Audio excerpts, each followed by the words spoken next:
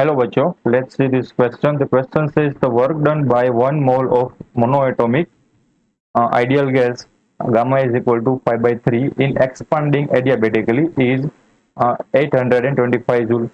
The initial temperature and the volume of the gas are 393 Kelvin and 0.1 meter cube.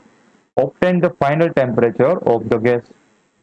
तो हमें कोई एक system है वो एडियाबेटिकली एक्सपांडिंग हो रही है एंड उस पर जो वर्क डन किया जा रहा है वो हमें गिवन है 825 जूल। तो मैं यहाँ पर लिख देता हूँ वर्क डन है वो है 825 जूल है। एंड जो गामा है मोनो एटॉमिक आइडियल गैस के लिए वो हमें गिवन है 5/3 एंड इनिशियल टेम्परेचर हमें गिवन है T initial is equal to 393 kelvin and initial volume है वो हमें गिवन है V I is equal to 0.1 metre cube. तो हमें बताना है कि फाइनल टेम्परेचर होगा, ऑब्टेन द फाइनल टेम्परेचर, ठीक है, टी एफ क्या होगा।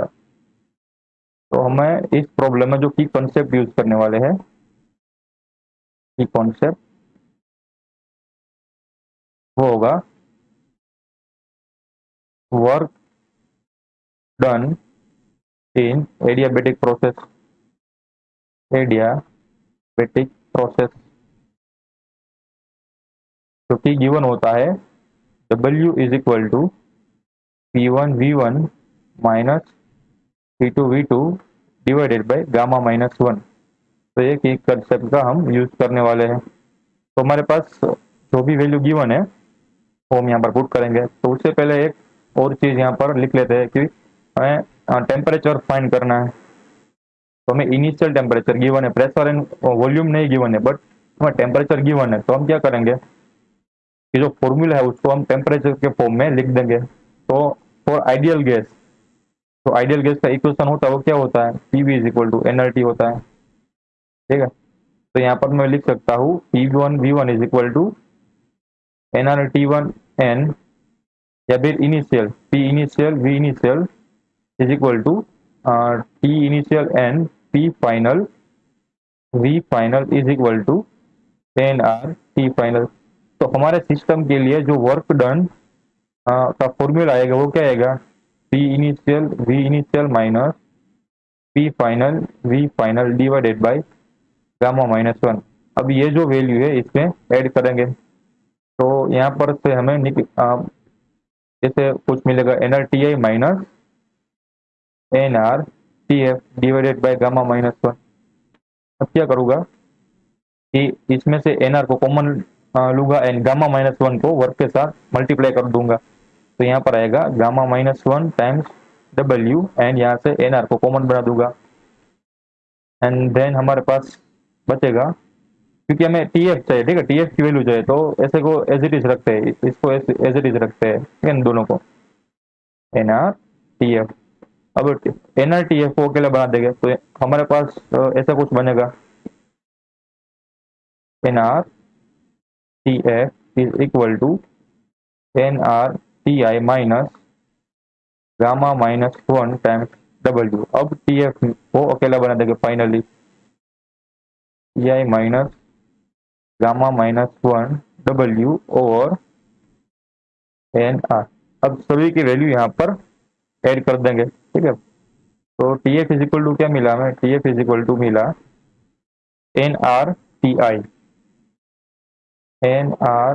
आई minus gamma -1 minus gamma -1 W divided by N R. अब हमारे पास जो एन की वैल्यू है वो है 1 मोल, ठीक है, ये है एरा एन की वैल्यू है 1 मोल। तो यहाँ पर 1 आएगा, एन जहाँ पर भी 1 आएगा। आर की वैल्यू होती है 84314। टी इनिशियल की वैल्यू हमें गिवन थी 393 केल्विन। तो यहाँ पर लिख देता हूँ टाइम्स 393 केल्विन। गामा की वैल्यू हमें गिवन है 5/3, तो यहाँ पर लिख देता हूँ 5/3 -1। वर्क डन है 825, तो वर्क है 825 डिवाइडेड बाय क्या आएगा, डिवाइडेड बाय आएगा 84314, क्योंकि एन की वैल्यू है 1। अब हम क्या करेंगे, थोड़ा सिंप्लीफाई करेंगे।